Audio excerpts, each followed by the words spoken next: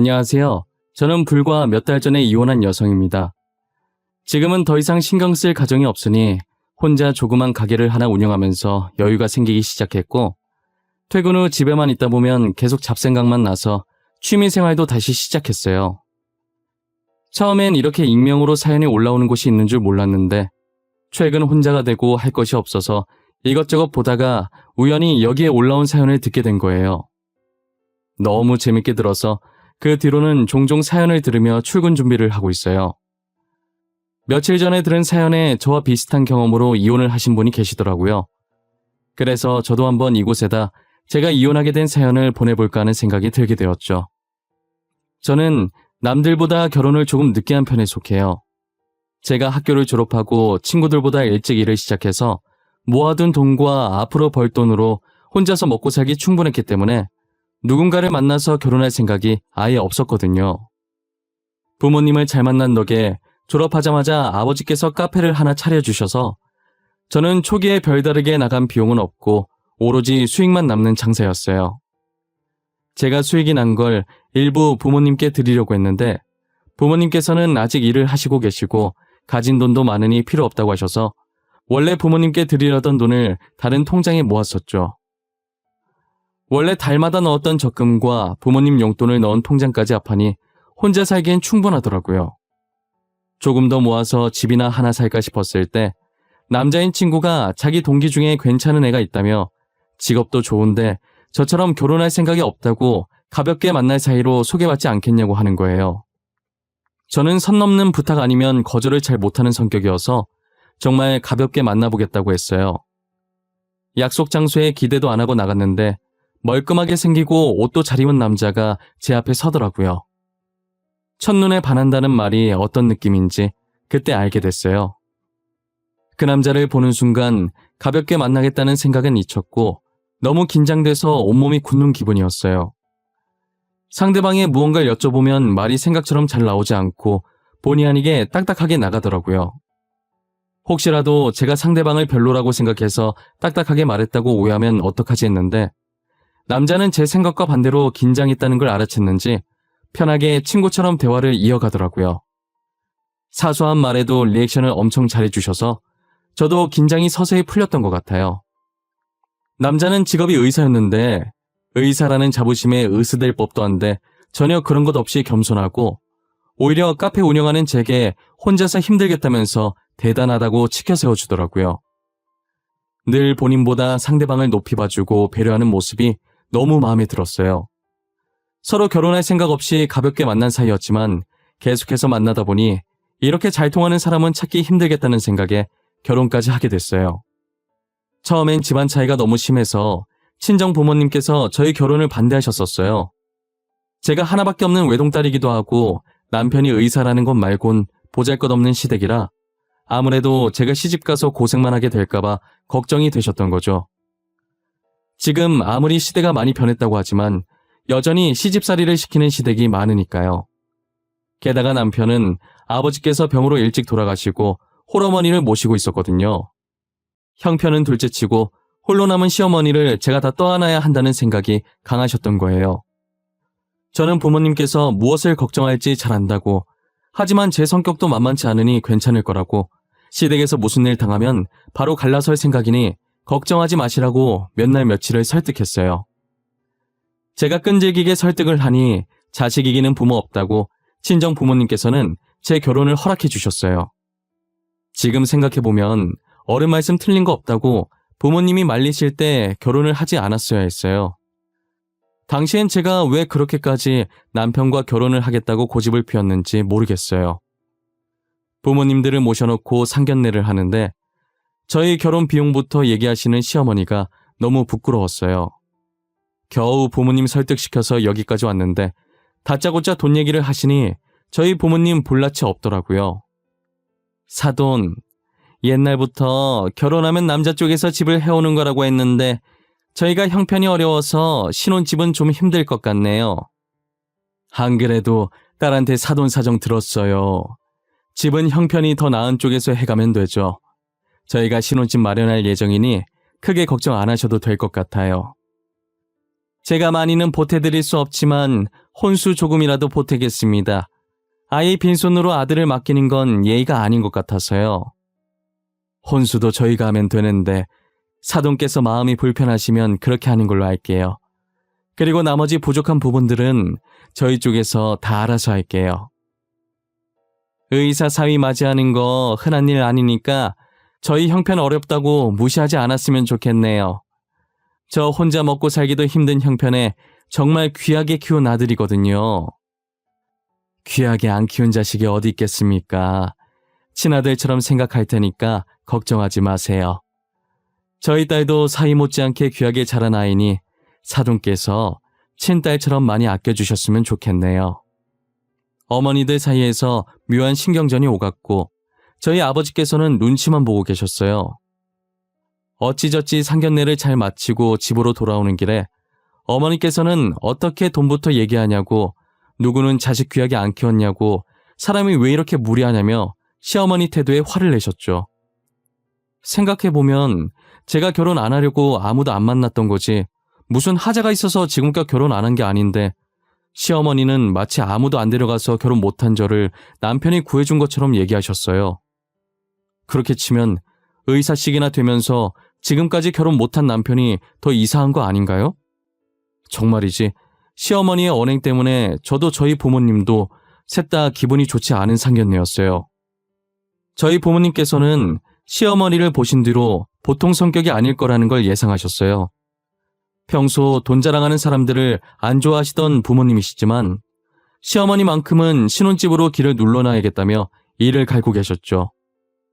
위치도 좋고 주변에 편의시설도 많은 8억짜리 신축 아파트를 신혼집이라고 제 명의로 사주셨어요. 이 정도까지 안 하셔도 된다고 했지만 아버지께서는 제가 시댁에서 이쁨 받아야 한다고 항상 이 집을 생각하며 시어머니께 기죽지 말고 어깨 펴고 당당하게 지내라고 하시더라고요. 부모님께서 집까지 해주는데 이렇게 시댁 눈치를 보면서 결혼을 해야 하는 걸까 수없이 고민했지만 시어머니는 제가 하기 나름이니 저는 남편 하나만 보고 결혼을 계속 진행했었죠. 저희 신혼집이 시댁이랑은 조금 멀고 친정이랑 차로 10분 거리로 가까웠어요. 아버지께서 일부러 시어머니가 저희 집에 오시지 못하게 친정과 가까운 곳에 집을 얻어다 주신 거예요. 하지만 아버지의 생각과는 다르게 시어머니께서는 신혼집을 제 집인 양 매일 같이 찾아오셨죠. 거기다 갖은 핑계를 대며 늦게까지 있다가 나중엔 집이 멀다는 핑계로 자고 갈 때가 많았어요. 시어머니를 피하려다가 졸지에 저희 집에 자고 갈 명분을 쥐어준 셈인 거죠. 일주일 중 5번을 자고 가시니 이게 분가를 한 건지 합가를 한 건지 모르겠더라고요. 게다가 제가 친정이랑 가까운 곳에 카페를 하고 있었으니 당연히 신혼집과도 가까웠고 시어머니께서는 허구한 날 친구들을 데리고 오셔서 죽치고 앉아 계셨었어요. 며느리 가게 도와준다고 사서 먹는 것도 아니고 며느리 가게니 편하게 와서 얻어먹으라고 하시면서 제게 친구분들을 한 분 한 분 소개해주면서 얼굴 기억해놓고 커피 달라고 하면 주라고 하시는 거예요. 힘든 형편에 늘 얻어먹던 시어머니가 잘난 며느리 내세워 돈 좀 있는 친구들 사이에서 기 좀 펴고 살고 싶어서 저러나 싶어서 하라는 대로 해드렸었어요.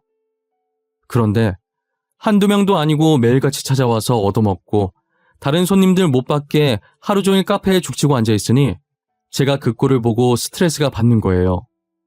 차라리 제 돈 내고 사 먹으면서 하루 종일 앉아있으면 아무 말도 안 하겠어요.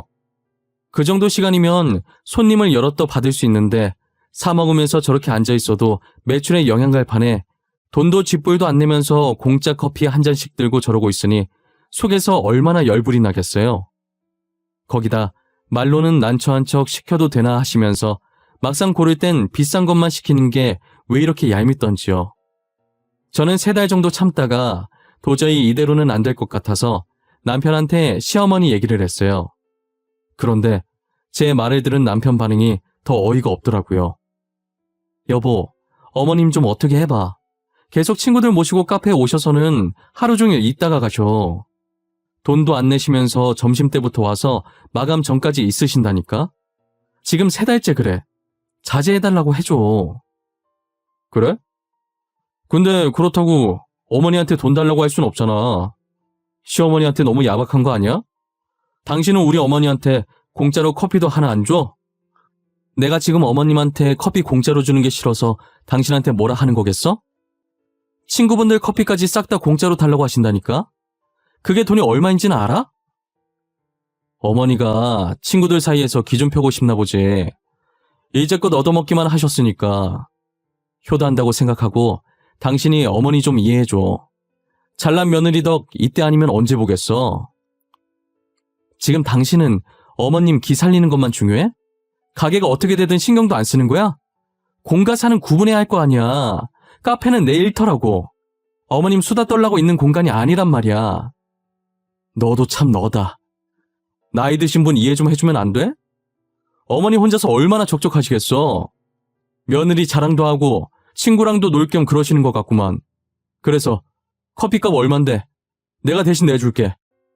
저는 단지 시어머니께 카페는 제 일터니 방문 자제해줬으면 한다고 말하고 싶었던 건데 남편은 저를 한심하다는 듯 보면서 지갑 열고 얼마 주면 되냐고 하는 게 정말 기가 차더라고요.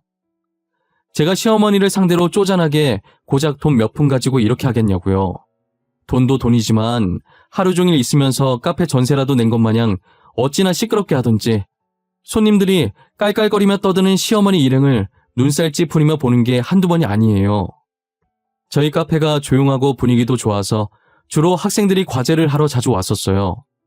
게다가 전반적인 인테리어도 이뻐서 SNS를 즐겨 하시는 분들도 간혹 찾아오긴 했었죠. 하지만 시어머니께서 친구분들을 데리고 저희 카페에 매일 오시기 시작하신 뒤부터는 자주 오셨었던 단골 손님들의 발길이 점차 줄어들더니 이젠 아예 끊겨버렸어요. 솔직히 카페에서 돗대기 시장 마냥 시끄럽게 떠드는데 누가 오고 싶어 하겠어요. 그런데 저런 걸 다 떠나서 시어머니 이해 못하는 나쁜 며느리 보듯 하는 남편한테 너무 서운했어요. 제가 이런 얘기를 한 건 남편한테 제 편을 들어서 시어머니 욕해달라는 의도가 아니잖아요. 단지 며느리가 직접 시어머니께 말하기 어려우니 아들인 남편이 대신해서 자제해달라고 말을 전해달라는 것뿐인데 그게 그렇게 나쁜 거냐고요.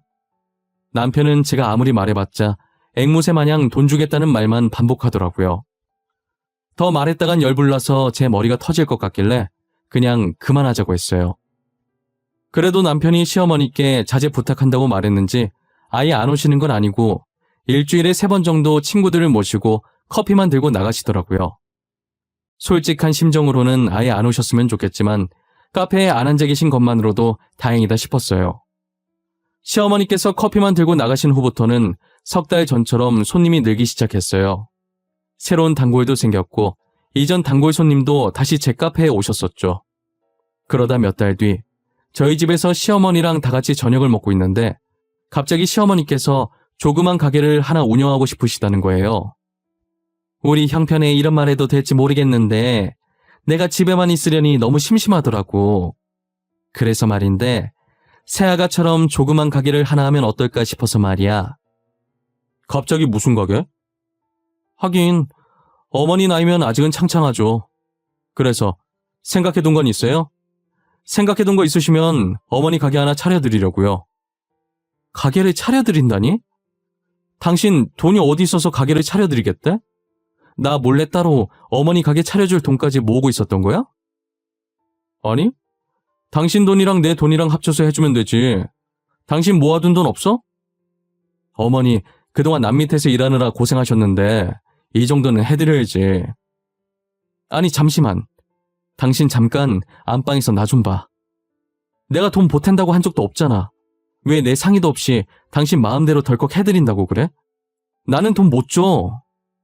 우리 어머니 그동안 고생만 하셨는데 그 정도도 못 해주는 거야? 그럼 어쩔 수 없이 우리 본가 팔고 가게 하나 해야겠네. 아니, 당신 키우느라 고생하신 건데 당신이 알아서 가게 차려줘야지. 그리고 시댁 팔면 어머니는 어디서 살라는 거야? 설마 우리 집에서 모시자고 하는 건 아니지? 집 팔면 당장 주무실 곳도 없는데 당연히 우리가 모셔야지. 우리 집에서 못 모실 건 뭐야? 혼자 남은 늙은이 불쌍하지도 않아? 나는 싫어. 그렇게 불쌍하면 당신이 나가서 모시고 살아. 나는 여기서 혼자 살 거니까. 나는 절대 안 된다고 했어. 어? 진짜 안 돼. 어머니 집 팔 거면 그 돈으로 둘이서 나가 살아. 저는 남편한테 시어머니를 모시는 것에 대해 완강하게 안 된다는 의사표시를 했지만 남편은 제 말을 싸그리 무시하고 시어머니의 짐을 챙겨 저희 집으로 모셨더라고요. 한두 번도 아니고 제 말을 듣는 척도 안 하고 마음대로 행동하는 남편한테 너무 화가 났어요. 이런 말은 진짜 안 하려고 했지만 돈도 쥐뿔도 없는 집만 받아줬더니 자기들 주제도 모르고 계속 저를 무시하는 태도가 정말 마음에 안 들더라고요. 거실에 쌓여있는 시어머니의 짐을 보는 순간 얼마나 짜증이 났는지 몰라요. 시댁을 팔러 간 건지 아니면 이미 팔고 가게를 계약하러 간 건지 둘은 집만 놔두고 다시 나가더라고요. 저는 그 둘이 나간 틈을 타서 남편 짐을 미친 듯이 싸서 시어머니 짐과 함께 밖에 내놨어요. 그리고 제가 필요한 짐들만 조금 싸들고 집 비밀번호를 바꾼 뒤 친정으로 도망가 버렸어요. 카페에 찾아올까봐 한동안 개인 사정으로 문을 못 연다고 입구에 붙여놓고 출근도 하지 않았어요. 저는 남편이 다니던 병원에 합의 이혼 서류를 보냈는데 남편은 절대 이혼 안 해줄 거라고 버티더라고요. 언제까지 버티나 보자 싶어서 합의 이혼서를 하루도 빠짐없이 계속 남편 병원에 보냈어요. 남편을 소개시켜준 친구가 같은 병원에 근무 중이라 대충 상황 설명하고 남편 근황을 들어보니 자기에게 이혼 서류가 배송되면 그 자리에서 찢어버린다고 하더라고요. 그게 네가 보낸 이혼 서류였어? 난 우편 배송 오면 계속 찍길래 저주 편지라도 받는 줄 알았지. 근데 생각해보면 이혼 서류도 저주 편지만큼 두렵긴 하네. 제발 네 동기한테 이혼 서류에 도장 좀 찍어달라고 전해줘라. 하루라도 빨리 끝내고 싶으니까. 진짜 징글징글하다. 한 달이야, 한 달. 내가 진짜 미안하다. 괜히 그런 놈 소개시켜줘서는. 결혼 얘기 오가던 여자들이랑 왜 이렇게 헤어지나 했더니 다 이유가 있었구만. 뭐? 그게 무슨 말이야? 너 나한텐 결혼할 마음 없던 사람이라고 소개시켜줬잖아. 너 아는 거 있으면 다 말해라. 거짓말할 생각하지 말고. 아니 그게 나는 걔가 결혼할 마음 없는데 여자가 계속 결혼하자고 해서 헤어졌다길래 진짜 결혼할 마음 없는 애인 줄 알았지. 근데 네 말 들어보니까 그놈이 여자한테 차인 것 같네. 저는 그동안 남편이 왜 결혼을 못했는지 친구 말을 듣고 나서야 알 것 같더라고요. 이제껏 남편은 결혼을 안 한 게 아니라 시어머니 때문에 못한 거였어요. 저희 상견례 날만 생각해봐도 그동안 어땠을지 견적이 딱 나오지 않나요? 매번 결혼하려고 할 때마다 상견례 자리에서 시어머니 태도 때문에 파혼당하고 괜히 자존심 때문에 친구들한테는 자기가 결혼 안 하고 싶어서 헤어졌다고 변명했을 게 뻔했어요. 제가 다른 여자들보다 멍청해서 남편만 보고 결혼을 결심한 것이었고요. 저는 친구 말을 들어도 친구의 탓으로 돌릴 수가 없었어요. 상견례 때 시어머니의 태도를 보고도 남편과의 결혼을 한 건 온전히 저의 선택이었으니까요. 다 제가 멍청한 탓에 일찍 눈치채지 못하고 이 사단까지 벌어지게 된 거예요. 시간을 결혼 전으로 돌리고 싶다고 해서 돌릴 수 있는 것도 아니니 어차피 이렇게 된 거 저는 하루라도 빨리 남편과 이혼하고 싶었어요. 카페는 남편과 이혼 후 어느 정도 정리가 되면 다시 열 생각이었거든요. 그런데 남편이 이혼을 안 해주는 바람에 생각보다 늦어져서 이미 지난 한 달 동안 계속 비웠고 여기서 더 지체하면 카페에 정말 큰 타격이 올 것 같아서 결국 문을 열었어요. 그래도 꽤나 많은 손님들이 들어왔고 음료를 시키시면서 저한테 기다렸다면서 무슨 일이냐고 한 달 동안 문을 안 열어서 걱정했는데 잘 해결된 거냐고 물어보시는 분이 많으시더라고요. 저는 해결되지 않았지만 마냥 가게를 비워둘 수가 없어서 열었다고 답해드렸어요. 며칠을 평화롭게 출근을 하다가 6일 정도 됐을 때쯤 평소와 다른 쎄한 기분이 들더라고요. 그날따라 괜히 출근하기 싫고 출근하면 뭔가 안 좋은 일이 있을 것만 같은 그런 기분이 있잖아요. 카페를 향하면서도 찝찝한 느낌에 다시 집으로 돌아갈까 하는 생각을 많이 했었던 것 같아요. 결국 출근을 하긴 했는데 여자의 촉은 무서운 거라고 저는 제 촉을 믿고 출근하지 말았어야 했어요. 아니, 어쩌면 출근한 덕분에 남편과 이혼할 수 있었던 것 같기도 해요. 제가 찝찝한 기분을 안고 일을 하고 있다가 3시였나 4시쯤에 무심결에 입구 쪽을 봤는데 성난 황소마냥 콧바람을 씩씩거리며 제 쪽으로 다가오는 시어머니가 보이더라고요. 순간 시어머니를 보고 정신이 멍해져서 피할 생각도 못하고 그대로 시어머니께 머리채가 잡혔어요. 나이가 저보다 한참 많으시면서 뭘 먹고 그렇게 소나기에 힘이 센 건지 제 머리채를 잡은 채로 흔들기 시작하는데 너무 아픈 거예요. 그러더니 손님들 다 들으라는 식으로 크게 소리치더라고요. 제가 시어머니 말을 들으면서 얼마나 어이가 없었는지 몰라요. 이보세요, 동네 사람들. 인연이 글쎄 CM이랑 남편 아기를 개떡같이 알고 우리 집 다 빼놓고 지 혼자 도망가 버렸어요. 그래놓고 이렇게 태평하게 장사를 하고 있어? 제 집인데 제 허락도 없이 들이닥치고 매일같이 제 카페에 와서 민폐 끼친 게 누군데요. 그래서 제가 이혼 서류 보냈었잖아요. 이혼 도장을 한 달째 안 찍어주면서 저한테 왜 그러세요? 뭐? 저한테 왜 그러세요? 네가 지금 그걸 몰라서 물어? 네가 빈털터리로 CM이랑 남편 쫓아내놓고 그런 소리가 나와? 제가 어머님 집 팔지 말라고 말했는데 제 말 안 듣고 남편이랑 둘이서 마음대로 하셨잖아요. 저는 분명히 어머님 집 팔 거면 둘이서 나가 살라고 그 이한테 얘기했다고요. 인연이 아직도 정신을 못 차리고 그래서 네가 지금 잘했다는 거냐? 어? 우리 집 우리가 마음대로 팔겠다는데 네가 뭐 보태줄 거라도 있어? 저희 집도 부모님이 사주신 거고 어머님이랑 그이가 보태준 거 하나도 없잖아요. 그래서 제 마음대로 한 게 뭐가 잘못이에요? 어머님이 해주신 혼수도 같이 놔드렸잖아요. 시어머니는 제 머리채를 잡고 흔들고 소리치고 손님들은 영상 찍고 카페는 그야말로 난장판이었어요. 여기서 저희 싸움을 말려줄 사람은 단 한 명도 없다는 걸 느꼈고 저는 카운터 쪽으로 손을 뻗었어요. 제가 혼자서 일하면서 혹시나 위험한 상황이 생기면 쓰려고 설치해놓은 긴급 호출 버튼이 있었거든요. 이렇게 쓰이게 될 줄은 몰랐지만 설치해두길 잘했다는 생각이 들었어요. 얼마 지나지 않아 경찰이 출동했고 경찰은 제 머리채를 잡고 있는 시어머니를 떼어놓으려고 했어요. 하지만 어찌나 세게 잡고 있는지 무력으로 뗐다간 제 머리카락이 남아나질 않을 것 같아서 경찰도 쉽게 시어머니를 떼어놓지 못하더라고요.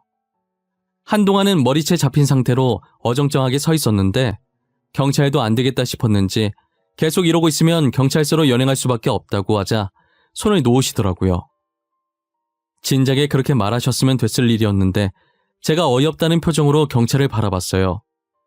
경찰도 미안한지 저와 눈이 마주치자 바로 눈을 피하더니 시어머니를 데리고 나가시더라고요.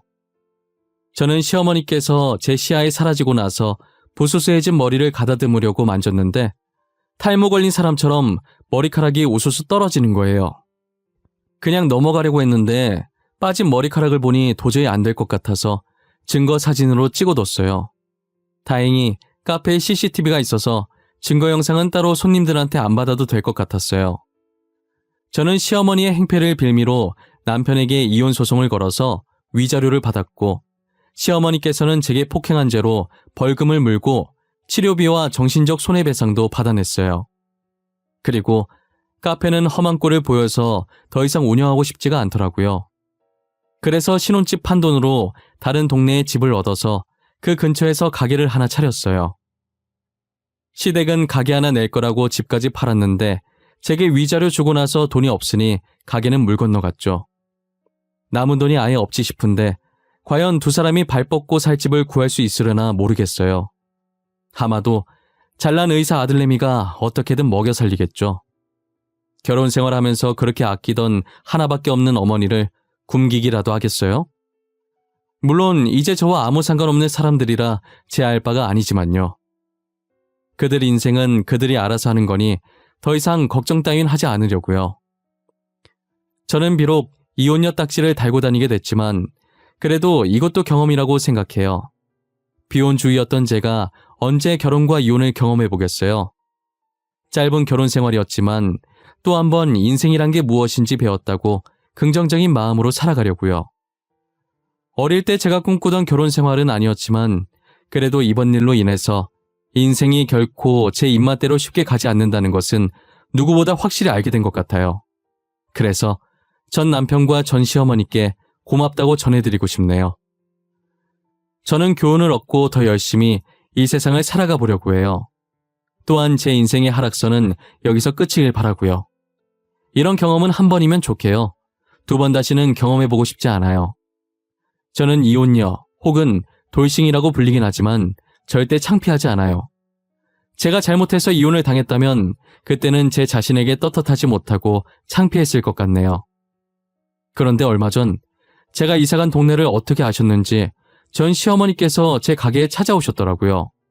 그러더니 손을 올리시려고 하길래 또 머리채 잡으시려고 하는 줄 알고 제가 제 머리카락을 붙잡았어요. 전 시어머니께서는 제 행동에 움찔하시더니 제 손을 끌어와서는 꼭 잡으시더라고요. 아가, 그동안 너한테 한 행동에 대해 깊이 반성했다. 그리고 우리 아들도 반성 많이 했어. 그러니 너가 한 번만 용서해주면 안 되겠니? 우리 다시 잘해보자, 응? 이제 와서 저한테 이러셔도 소용없어요. 저 다시 잘해볼 생각 전혀 없어요. 용서는 해드릴게요. 어머님 편하시라고 용서해드리는 거 아니고 나중에 제가 후회할까봐 저 좋자고 용서하는 거예요. 우리가 정말 잘못했다. 그래도 잘 생각해봐. 언제든 네 연락 올 때까지 기다리고 있으마. 우리 아들이 계속 너만 찾고 있어. 병원도 안 나가고. 우리 아들 좀 살려줘, 응? 죄송해요. 제 연락 기다리지 마세요. 저한테 몇 번을 말씀하셔도 제 대답은 변함이 없어요. 저는 남편과 다시 잘해볼 생각이 눈꼽만큼도 없어요. 그러니까 기대 같은 건 하지 마세요. 전 시어머니께서는 애처로운 눈빛으로 저를 계속 쳐다보셨었어요. 하지만 제가 잡혀있던 손을 빼고 눈을 피하자 힘없는 걸음으로 나가시더라고요. 막상 전 시어머니의 몰골을 보니 마음이 약해지는 거예요. 그래서 제가 당했던 수모들을 다시금 곱씹고 강하게 대응하느라 힘들었어요. 전 시어머니의 말씀이 사실인가 싶어서 친구한테 연락했더니 제가 들은 말대로 저와 이혼하고 나서 어딘가 나사가 하나 빠진 사람처럼 지내다가 결국 퇴사하고 그 뒤로는 연락이 안 된다고 하더라고요. 그러게 같이 살 때 잘하지 이제 와서 저러면 무슨 소용이 있나 싶어요. 제 성격을 잘 아는 친구는 마음 약해지지 말라고 똑같은 일 또 겪고 싶지 않으면 그 사람들 신경 쓰지 말고 제 인생을 찾으라면서 저를 더 단단하게 만들어줬어요. 저는 친구 덕분에 흔들리지 않고 혼자서 씩씩하게 잘 지내고 있어요. 가게 운영하면서 잡생각할 틈을 안 주려고 취미생활까지 하기 시작했어요. 쉴 틈 없이 생활하다 보니 정말 아무 생각도 안 들어요. 그렇게 제 기억에서 아픈 과거는 쫓아내버리려고요. 제 사연은 여기까지입니다. 이걸 보시는 여러분들 앞에는 꼭 행복만 가득하셨으면 해요. 늘 건강하시고 어떤 일에도 흔들리지 않는 단단한 사람이 되시길 바랍니다. 지금까지 제 사연 들어주셔서 감사합니다.